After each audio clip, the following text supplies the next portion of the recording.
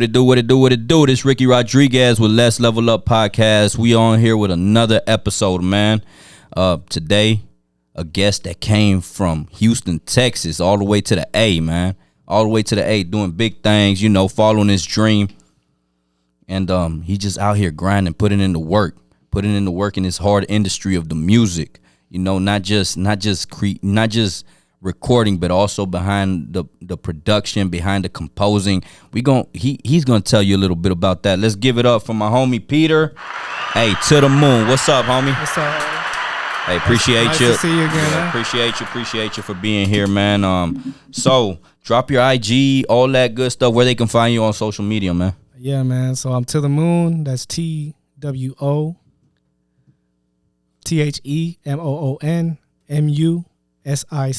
To the Moon Music, but with a 2 spelled out. All right, y'all heard the man. Make sure y'all go tune in. And why To the Moon? Because that's where I'm going, man. I'm taking people to the moon. I'm taking people to higher realms, like higher connection to themselves, higher music, music that just vibrates high, just different music. That's what's up, man. And have your hair always been like that? Nah, man. So the story about my hair is pretty interesting. I started off, I was living in Houston, man. I was living in Houston, Texas. I moved out to LA. I was living out of my car. I actually met St. John's little brother, and over in West Hills, he kind of showed me like what I got to see, like firsthand what it's like to be an artist, Yeah. Which is very important to me because you got to have some identity on what an artist is. So getting to see an artist and get to see some of the things he did, got to see him record music, deal with like Dame Dash and things like that, and that was amazing. That was an amazing experience. I think it was a very wild experience. Yeah. My life is something like a movie. Like, it's been crazy. You know what I mean? Well, we're gonna get into all of that. But where are you originally from, man? Oh, I was born in Houston, Texas. Texas. All right, H-Town. Now, that's what's up. I love H-Town, man. It reminds me of Little Mexico. Yep. You know what I'm saying? No, that's dope, man. If you don't mind me asking, how old are you? I'm 31. 31. You youngin' still. Yeah, I'm you still youngin'. You youngin' and thuggin'. That's what's up, man. And your origins. You're Hispanic, right? Yep. Okay. From where? Originally, so I lived in Guayaquil. So I'm half Ecuadorian. I'm half Puerto Rican.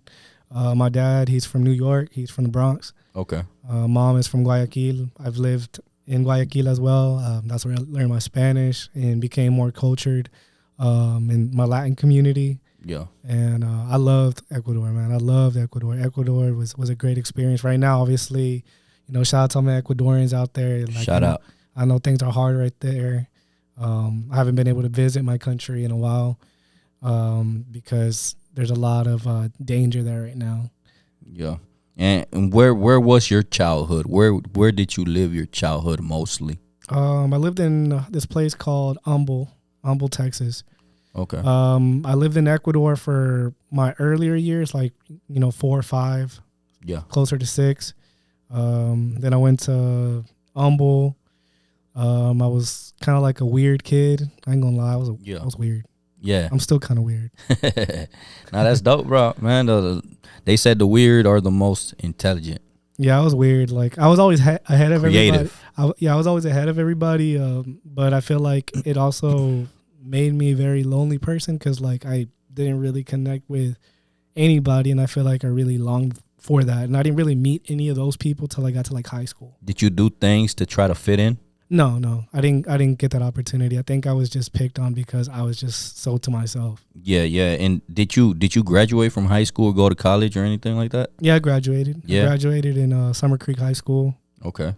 And it's close to it's close to Houston. It's still in the Humble district, but it's still Houston. Yeah, and what jobs have you had besides doing the music? We're gonna get into all the music stuff, but first I want everybody to know a little bit about you. So I've done different things. I mean, I'm kind of a gypsy in a way. Like, I'm transient. Like, I'm a transient person. I really don't stick around in one place more than I should. And that part of that reason is because I like to learn. Yeah. I feel like if you stay somewhere too long, you get too comfortable, and there's just such a big world out there to see. Yeah. To just be in one place. So I think a part of that is a reason why I haven't moved anywhere. But if I did move anywhere, I think where I had the best experience was Tokyo. I would live in Japan. I have a lot of friends in Japan. I had a really good upbringing in Japan in my career. But I think a lot of that came from opening up my mind. I think around being around an artist that was, also fighting for his dream, obviously way more successful, there were all the connections, he was kind of an asshole, you know what I mean? But he's an artist, you know what I mean? Some artists are not that humble, and sometimes being humble doesn't get you anywhere, and he taught me that. Like sometimes being a pushover doesn't tell you. You got to fight for it. You got to be aggressive. You got to want this shit con huevos, you know what I mean? Yeah. With balls, for the people that don't know. Yeah, you got to want it. And I think a lot of what said to me different is just my story. It's the whole experience is crazy. Like it sounds like something that out of a movie, like a literal movie. And we're gonna get to the Japan subject because I want to know why you moved to Japan and everything. But before we go there, you mentioned about living in your car. How did you get to that position? Man, so I was with this girl. And she always got to be these girls. Yeah, God, it was a girl. I was with her for 2 years. I actually have kids. I have 3 kids. One of them was adopted while I was living in Japan, and I was in and out of the U.S. a lot. And the other 2, I'm trying to maintain a connection with them, but it's just going to be a matter of just kind of coming to an agreement. Sometimes, with the moms, it's difficult. But I feel like it'd be selfish of me to worry about being in another relationship, knowing that I've already failed in 2. Yeah, so you are you kind of traumatized of being in a relationship nowadays? No, it was beautiful. I think the first one, it was beautiful. I think the second one was more beautiful because actually, I'm a very cold person. Like I know I come off as like a very kind, but like I have a very monotone and I think that comes from just everything that I went through. You know what I mean? Then what possibly went wrong then?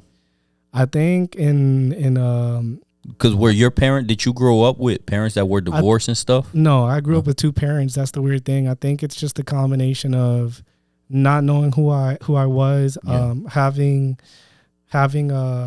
my daughters, and I think sometimes it takes a lot to really admit that you're selfish. Yeah. And I was a very selfish person, very very selfish at that age. I'm 31 right now, but when I was with her, I don't think I was a very good person, and not because I was like a mentally abusive or physically abusive, but it was just sometimes saying that you want something, it doesn't necessarily mean that you're working for it. Does that make sense? Yeah, no, I feel you. And I feel like as a man, we have to own up to that. Yeah, and I like that. I like that you own up to your heirs, because a lot of people struggle with that. Yeah. Did you ever try therapy, any of that?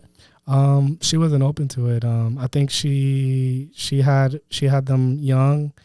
Obviously by the time she did try to get back with me, and I really loved her, so I was like, okay.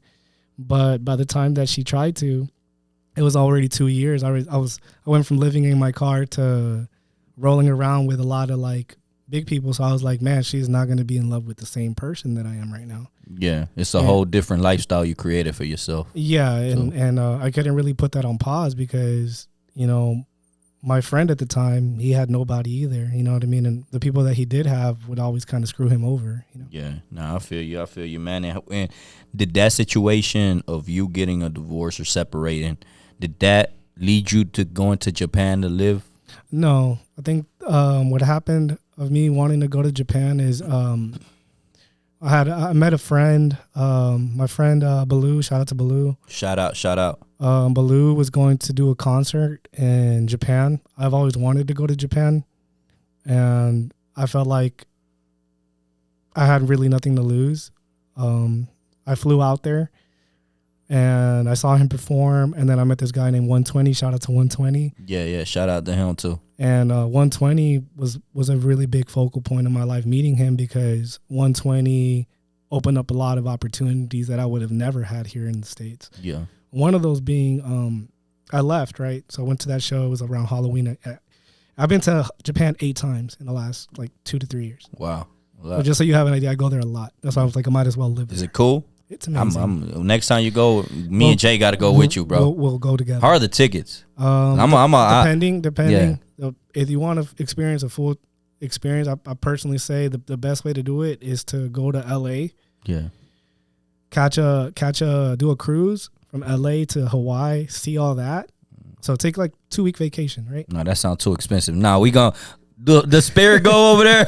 No, we taking the back seat, Jay. No, we taking the back seat, baby. No, Spirit don't go Put over me there. by the toilets with the ticket 500 round trip. But hear me out. Hear me out. You catch that cruise. Yeah. You catch that cruise, right? They Yeah. pay. You eat and everything. You're lit, right? You get to Oahu. You catch a flight. Yeah. That's like $400 from Oahu to that, and then Yeah. you don't have to take a cruise back. You can just catch the direct flight. No, that's dope. Hey, y'all make sure y'all comment, like, subscribe, share, so I can monetize, so I can get some tickets to Hawaii and to Japan, man. Y'all make sure y'all do that because we need that. We need to level up a little bit more, all right? Yeah, we need to level up way more. Yeah, way more. So I have next so time, much man. potential. I have so much potential. I feel like That's my dream to go like to Hawaii, Japan. I want to go see those I'm places. literally going to Hawaii like right after this podcast. And one thing about you that I like, man, it's like, shit, it's like you don't even think about it. Like, yeah, we've been back and forth like for what, the past couple months. Yeah. You're like, hey, bro, I could go tomorrow. I'm like, you say it like if you could just drive, like it's a 20-30 minute drive and you're all the way in Houston. You know what I'm saying? I'm like, God damn. So this right here today, we're recording this, let's say on a Tuesday, right? Mm-hmm. You just booked your flight yesterday. Yeah. Sunday we was talking. You was like, hey, bro, can I go Monday? I'm like, bro, you're in Houston. And you were like, okay, can I go Monday? Like the trips that I like, even put it like this. Yeah.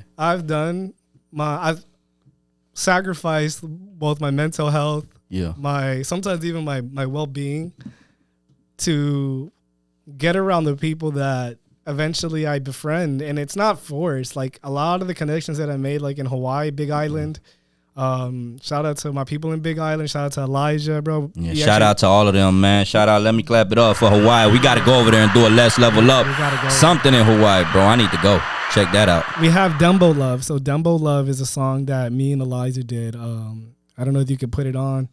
Where? But Dumbo Love is a song that me and him recorded. Sometimes we can't put it on because then they'll demonetize us on YouTube. Yeah. But go check it out. I mean, go check out Dumbo Love by Elisha, the homie, ELISHATHEHOMIE. Y'all make sure y'all tune in. And Elijah is a great person. I mean, like when I came to Hawaii. So me and that artist that I was staying with, I'm not gonna mention any names. Yeah. Me and the artist that I was staying with, we fell off. Okay. He was just doing some things that I could not be around. Yeah.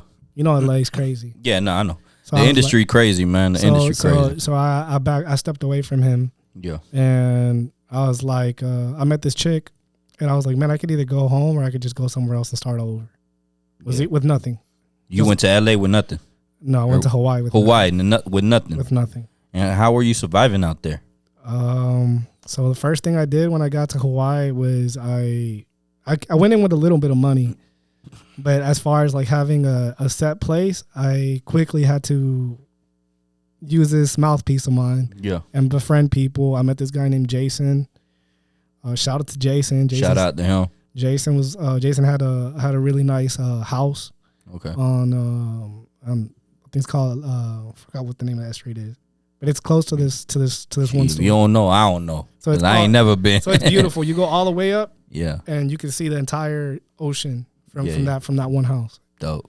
And the reason I met him is because my friend Fortunate and his girlfriend at the time invited me to that house, and I ended up staying there, and I flew to Tokyo. And that's when bro was like, "Hey, come to Tokyo.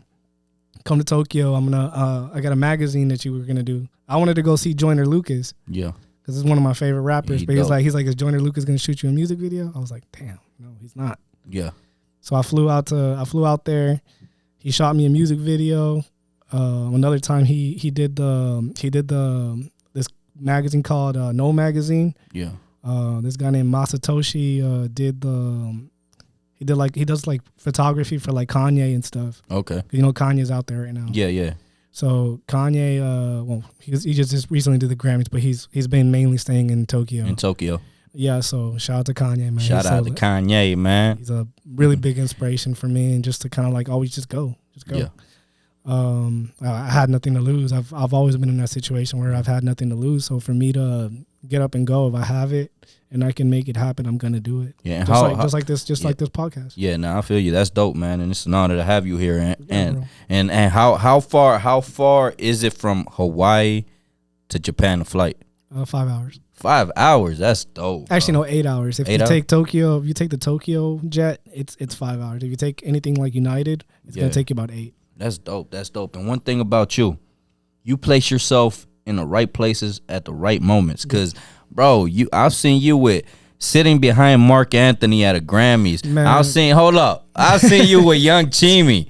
You know, I met Chimmy at the airport. Yeah, see, you place yourself in the right place at the right time. It's like you know where these people gonna be at. You were with Daddy Yankee. You like that was okay. So these legends. That's what I'm trying to tell you. My life is like a literal movie, and I believe in law of attraction. So people out there, law of attraction is very real. Like when you speak, you're putting things into existence. If you look at if you speak to water or like a plant or even to sand, if you say negative things, it creates patterns within that. So I believe in frequency. What you speak on will ultimately come to pass. That's dope. And some people have more affinity towards it, towards others. I just happen to have a little bit more affinity than others. I understand, because I ain't never heard nobody say you talk to water and sand. Yeah, so I understand. It creates no, not like you talk to water or sand. Like if you talk to water or sand, like it creates shapes. Yeah. No, I understand. Yeah, it's just a saying. Yeah, just a saying to put things like speak out what you want. Yeah, you speak out what you want. Like the word, the universe is gonna return it to you somehow. Yeah, and who was your favorite person like that you met as in famous? Like who like drew the best attention to you? I would have to say Lex Barrero. Lex Barrero. Yeah. Who's that? He's to me he's like one of the coolest CEOs out there. CEO's a big CEO. Yeah. Okay. He was very humble. He's very humble, but for me, it's more so about what he's trying to do for the Latin community and how he's always putting on for the Latin community, especially in Miami. He's from I think he's from New York. Yeah. Or he lived in New York for a time. He's from Colombia originally. Okay. And what exactly does he does? Just business? He's the leader of this company called Entertain. Okay. So he's in the entertainment business too. Yeah. Okay. No, that's dope. And who was your least favorite? Least favorite, St. John's brother. St. John's brother. Okay. And why was that?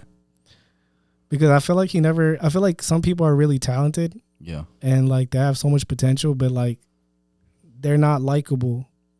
You know, and like not being likable in a society that is very socialistic, it plays a factor in it. And then you thinking that's the only way that you can make it is what actually has been his ultimate downfall, or has led him to take a lot longer to succeed in his career than he has. And he's like a brother to me, but we went through so much shit together. Yeah. But I feel like sometimes you got to let things go, like, and some people just come into your life for a reason, and you have to learn how to walk away sometimes. For a lesson sometimes. Yeah. Not necessarily it makes him a bad person. It just means I feel like my purpose in his life like was fulfilled. Yeah. No, that's cool, man. That's cool. And you travel a lot. Yeah. So what is the best destination you've gone to? Tokyo. Japan. Why?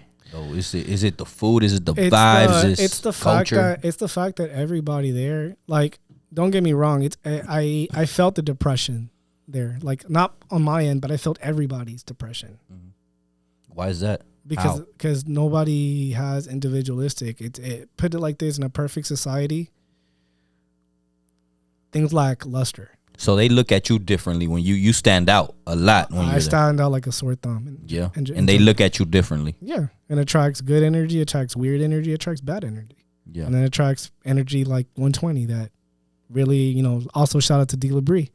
Shout out. Because D. LaBrie, he's from the Bay Area, but D. LaBrie has been doing music for his whole life. He has his own company in Korea. He's been doing his own thing.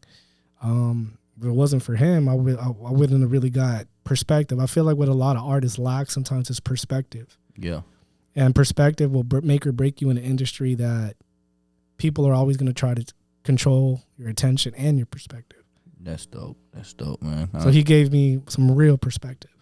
What's up, man? And what do you do on your spare time besides the music? We're about to touch the music subject, but what do you do besides the music on your spare time? Besides, I like to travel. I'm always somewhere new. I think that's what makes me such a very interesting writer and producer, is that I'm always traveling. I like to dance. I like to go out to dance. I like to spend time with my family. I like to write, not just music, but I like to just write in general. That's cool. Just poems and poem, Yeah. you know, poetic. Yep. It's cool, man. And how did you get into the music? I got into Or music. when and how? I think it's always been this thing, and I think it comes from watching an artist. Like there's something psychologically that happens to every artist whenever they see an artist that they gravitate towards it. Like if an artist can awaken that fire in you to create, mine actually started in Houston, Texas. I was around these group of people with my friend Anu. He put me on. My other friend Riley, he ended up going to Tokyo. He was in the Marines, but it was in the same friend group. And Anu introduced me to these other group of people called. His name was Nietzsche. You had my boy Yaj. You know. Yeah, shout out to all of them. And I feel like they don't really even see their impact in my life. You know what I mean? Yeah. Because they were focused on their careers, and that's fine. Mm-hmm. But really, those are the guys that kind of made me be like, yo, my life could be really different if I just be myself and do music. Because this is what I really want to do. The only reason I'm not doing it is because I have no perspective. That's why I had to suffer, because without suffering, you have no perspective. Yeah, and when did this journey start with the music, though? How old were you when it started? I was about 26, 27. Okay, so it wasn't even too long ago. No. So it wasn't like in The your first production and relationships. the production and the writing started that, but I feel like the problem with being a artist in your 20s, I feel like is that you have no perspective. Mm. I think you don't gain any real perspective of your life till you're 30. Yeah. That's dope. And who inspired you to do the music? I know you said it's people like Kanye or Pharrell. I think the person that inspired me the most to do Kanye, I would have to say that I was just constantly listening to is St. John. Yeah. Which is ironic that I met his little brother. I never met St. John. Oh, okay. But I never ran into him. But I think St. John was a big part of that. Like, take that risk. You know what I mean? You have nothing to lose. Your girl just left you. You know, you're living in your 350Z in San Antonio, Texas. I just filled up my car with gas and I took off. I had nothing to lose. Yeah, so you were just going everywhere. Anywhere it'll take you. Yep. That's life. Cool, that's life. I mean, you only live one time, right? Yeah. Why not chase your dreams? Yep. Why not chase your dreams? And it worked out. Yeah, and it sucked, but it worked out. And have you ever thought of just quitting the music stuff? Like, no. You haven't had those thoughts? No, because I'm just getting started. You just getting started. And I feel like the doors are barely just starting to open up for me. I think like it'd be stupid to quit now. Do I feel like I need to reassess the situation on how I want to do it? Yes, because I have the means to. Yeah. I didn't have the means to do it. I didn't have the perspective to do it. Like I said, back to perspective. A lot of these artists are going to fail because they have no perspective. They don't know who they are. They don't know how they're going to come into this industry. They don't even know how they're going to be perceived. They just come in, and sometimes that works out. But it's nice when you come in having perspective, because at the end of the day, you gravitate toward yourself as an artist. Okay. And how do you see the music industry right now? I think it's in disarray. On the Latin side, it's becoming too socialistic in the sense that people who should be bigger aren't bigger, or maybe aren't working as hard enough, or maybe they're like not put in the right positions. I feel like Spotify and all these DSPs are kind of owned. Someone like me that is trying to bring his own sound, and you've heard my music, and you agree that it's real different. It's not the same, and it's gonna be hard for people to catch on to it. Yeah. Right now, because it's like I said, it's different, and people tend to go to what's going on now to make comfortable. Yeah. To make bad, but like I said, look at my odds. My odds have never been easy. Look at my life, like coming in from being homeless, living out of my car, to meeting all these people, to taking another leap of faith and going to Hawaii, to making a mini trip to going to Tokyo. All these things that have happened in my life are all leaps of faith. And I feel like the second that I lose that faith is when I'm going to start faltering. Yeah. And how was that experience? Because you were just recently in New York. How was the experience in Quad Studios? So Quad Studios, man, I'm not going to lie. I feel like every time you go to a new studio, there's like new studio jitters. I call them new studio jitters because you don't know how the people operate. You don't know how they work. I was working with with TJ. Yeah. So shout out to TJ. TJ TJ did okay, but I feel like he wasn't. I feel like a lot of these engineers, they're for the buck and not the creativity. Not even just for the buck. Like they don't put passion into it. Like I'm like the reason I like working with Elijah Kais, right? Recorded with an SM57 mic, Shure mic. If you know anything about mics, that mic is like high dynamic, but it doesn't pick up any sound around it. I recorded the second album, so I have an album. You know, go listen to my album. Phases is coming out this year, but the second track on that album, that album is gonna be crazy. It's gonna be different. I was looking at doing maybe 9 songs, but I may do 13 because I'm just gonna have that amount of music ready to go. I'm releasing the first 3 songs as singles. So tracks 1, 2, and 3, which is Ajedrez, La Noche Terminó, and Pacto, are gonna be released as singles. So those songs I'm basically letting everybody hear. So you're only hearing the cusp. Yeah. Of what this album is going to be. And it's mostly Spanish songs, right? Mostly Spanish. Yeah, and you produce your own beats. I produce my own music because, like I said, everybody's lazy right now. Yeah. And you don't see different sounds that you really like. Yeah, everybody sounds the same. It doesn't work. Yeah. You know, I'm gonna hit you with that. How's your style? Let me see. Las olas pegan y todo queda en mi mente. Prendí una vela, aventurero, la vida entera, donde los vientos nunca me encuentran. Cuando no estás aquí, vivo 1000 penas. Llámenme infeliz, porque nada me pega. Okay. So you come different with it. Yeah, you're not trying to do the same thing everybody doing. And honestly, this style is from Dubai. Yeah. And that's a good thing that you experience all these places out, because you was in Dubai too, right? Yeah. So I got to hear that mute that. Yeah, and it sounds. That's where that comes from. Okay, so no, that's cool that you go out there and see how they cultures are doing, and they teach me a lot, and it teaches you a lot because I'm absorbing all that. That's dope, and you're trying to bring a change, which you know is going to be a hard lane to do. It is, but it's hard for change. Even the greats that have seen me, because I've showed it to Yankee, like, yo, this is hard. Yeah. But what are you going to do with it? Because it doesn't matter if I think it's hard. Yeah. What are you going to do with it? Yeah. Well, they'll give you some rough. They'll tell you something rough, right? Yeah. They'll tell you up front how it is. Yeah, like I've had man, shout out to my boy Jay. He's from Houston. I recorded track 2 with Choco. And bro, I was trying to tell Choco how to do his damn job. Yeah. Just ego, just dumb shit. Yeah. And I told Choco, hey man, we need more reverb. He's like, you sure, bro? It has too much reverb. I dropped the song. Showed it to my boy Jay. He lives in Houston. He's like, bro, this has way too much reverb. He's like, yeah, this wasn't even the sound that I'm going for. So we took it down. And then that song became track 2. The person that was able to work on that song successfully was Elijah Kais. We got that done in Hawaii. Yeah, so you're super picky with your music. Yeah, I'm super picky because I want it to sound good. I want it to sound different, and I wanted to fully be able to express what I do as an artist. And I feel like I said, it goes back to perspective. If you don't know who you are, somebody's going to tell you who you are. Yeah. No, that's dope, man. I like that you being you.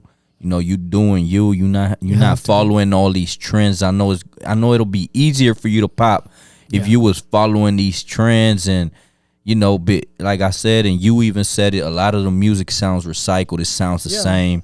You don't have that same essence like back in the days. Like Yankee will sound like Yankee, Don Omar will sound like Don Omar. And it's not even so much about what you sing. I think it's also what you're singing about, and I think a lot of people are struggling.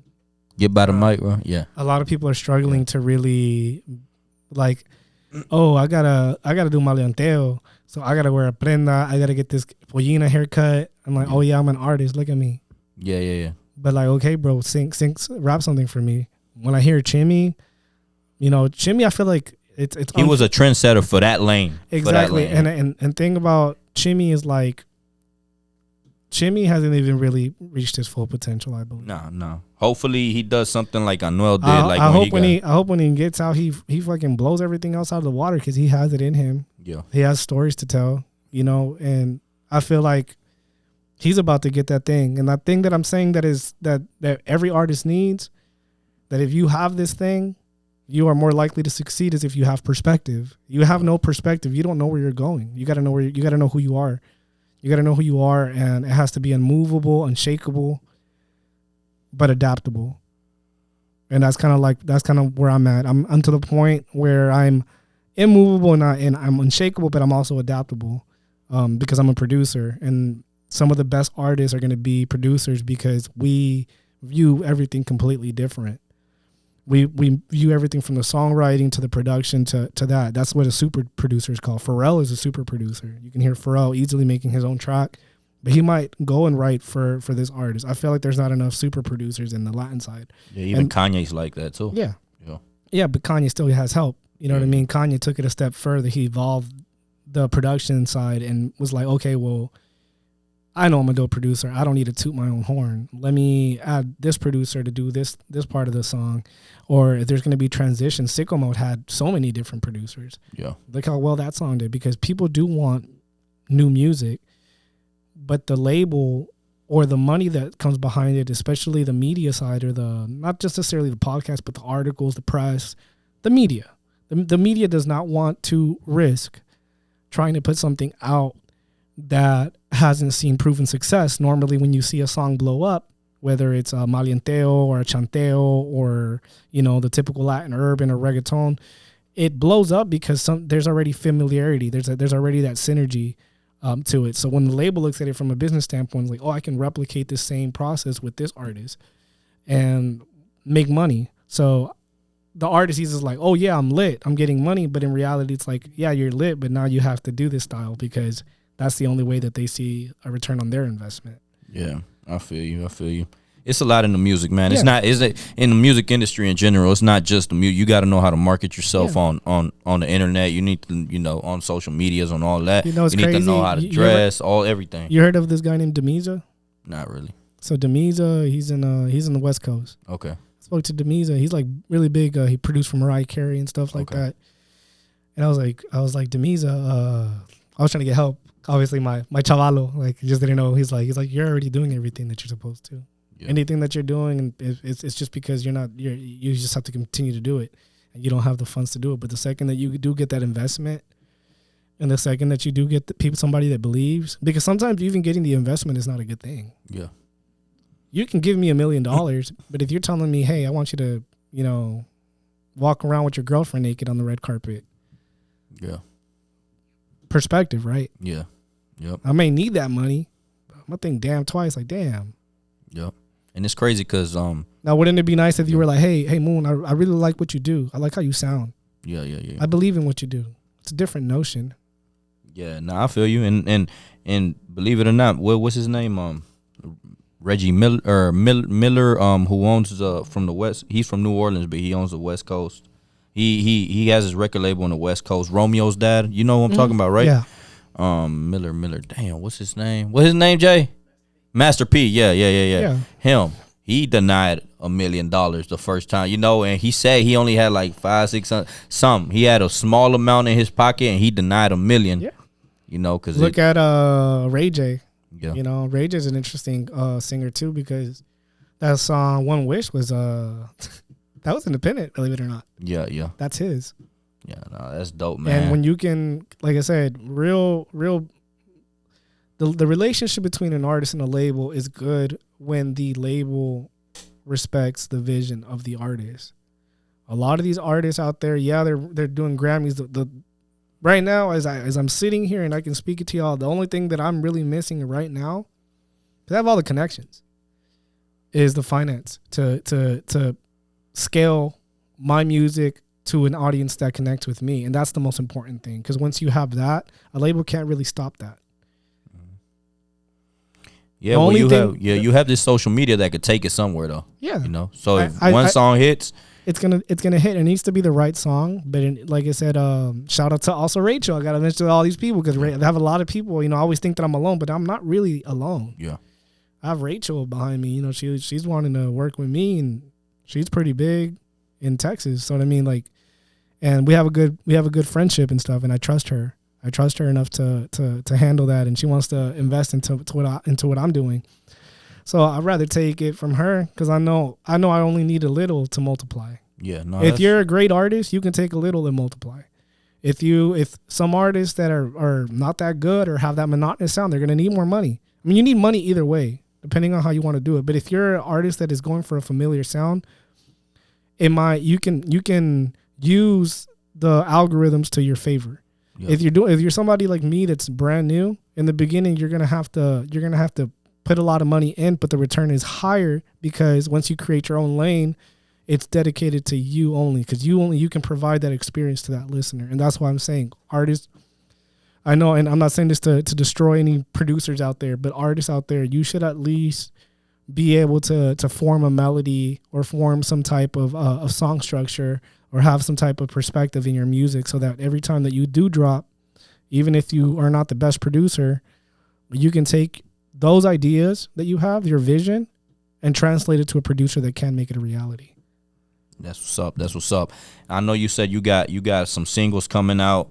You mentioned that already. Any other plans, any other future plans you have to announce? Any shows besides the singles? So I'm doing May 21st. I'm doing the Picardía Urbana, which is going to be New York. That's going to be a really big opportunity. On the 20th of this month, I'm actually, February, I'm going to the Premios Lo Nuestro in Miami. And before that, I'm going to be working on my album with Elijah, because it seems like Elijah and Choco are the only two that really get me. Yeah. You know what I mean? And Solaroy too, but Solaroy is going to take some investment, and it's nothing against Solaroy. I love Solaroy. That's my boy. He knows a lot of what I've been through. Yeah. And Solaroy is a really great engineer. If you're in LA and you need somebody, Solaroy or Choco. Yeah. I like to go to Solaroy for songs that I know it's going to be very emotional, or very the vocals are going to have to sound as natural and as clean as possible. Yeah. And I go to Choco for when I'm doing my urban stuff. I go for Elijah when I'm doing something that nobody's going to be able to expect. Okay. Which track 2 is coming out on February 14th. I have I'm releasing the final promotional track, which is track 2, on February 22nd. Actually, yeah, I'm gonna release track 2. Yeah, and that's La Noche Terminó. I've shot content and reels for that around the world. I'm just trying to get some money together to promote the reels, so that I can scale those actual fans and designate them in specific areas to gain those followers. That's what's up, man. And one last thing we do on Let's Level Up before we end the podcast, man. We like to ask our guests, a message for your audience, for the new fans that are going to tune in, a motivational message that you could tell them, somebody going through a rough time, somebody that don't know what lane to take, they're hesitant about following their dreams. You're not hesitant because obviously you travel the world. You only live once. I travel the world. Sometimes I've traveled the world with just my backpack. Yeah, so something motivational to them who are hesitant, who think, they ain't got it in them. But look directly to your camera and let them know what your message. Man, my message to the audience, I've been through so many things in this career. I could have went it the easy route and became like aviation maintenance technician. I could have, worked a regular job, but I looked at myself in the mirror and knew that I couldn't be anything more than myself, and that I couldn't regret facing anything more than myself. And with that, I leave you with, if you have a feeling, we all have these stigmas of what we should be, what we shouldn't be, what we should do. I think follow your dreams, trust in God. Don't let people control or dictate your perspective of yourself. Find your perspective and stick to your perspective. Own it, whether it's the best perspective or the worst perspective, but own your perspective so that you can come out on top and be the best version of who you are meant to be, according to God's plan for you. That's what's up. That's what's up. Let's give it up for my homie, Peter to the moon. Hasta la luna. Hey, bro, I appreciate you. Great conversation. I love what you're doing. You a risk taker. You out here living your life, man, doing what you want to do. At the end of the day, sometimes it don't Some people can only do what they can do. Yeah, sometimes the result is not there. We don't get it our way, but I mean, I met Daddy Yankee randomly in Guaynabo. Yeah. I was in Guaynabo with my friend Shara. Yeah. Shara helped me out a lot in PR. Yeah. I met Chimmy at the airport. Ironically, I met him at the airport on the 30th of that following month. He got arrested at the airport. Wow. That same, yeah. Now he's in jail. Hope free young Chimmy, man. Free Chimmy, young bro. Chimmy. Free Chimmy, and shout out to the Diablos, bro. Shout out to them Devils. They're hard. Hey, man. Hey, I appreciate you coming. It's an honor. Thank you for coming all the way from Houston, man, to the A. All right, I'm gonna take you out there to see that mural of Outkast later. Let's go, bro. I want to get inspired, bro. Like I want to go out there. I have an album on the way, man. I have an album on the way. Phases is coming out this year, man. Whether it's 9 or 13 songs, man, it's gonna be a great album. The link is in my bio, man. Make sure to follow me at To The Moon Music. That's TWO, The Moon Music, and man, just support me, support my journey. It's gonna be a long journey, but I'm strong. There's nothing that I haven't been through that I'm not prepared to go through in this career. And I have perspective, and I love what I do. I love what I do enough to risk everything for it. So I know I'm gonna make it. Let's get it. Hey, if you like the content, please subscribe, like, share, comment, all that great stuff. Hey, I appreciate y'all for tuning in. For the people that tune in, you already know what it is, baby. Let's level up. Let's go.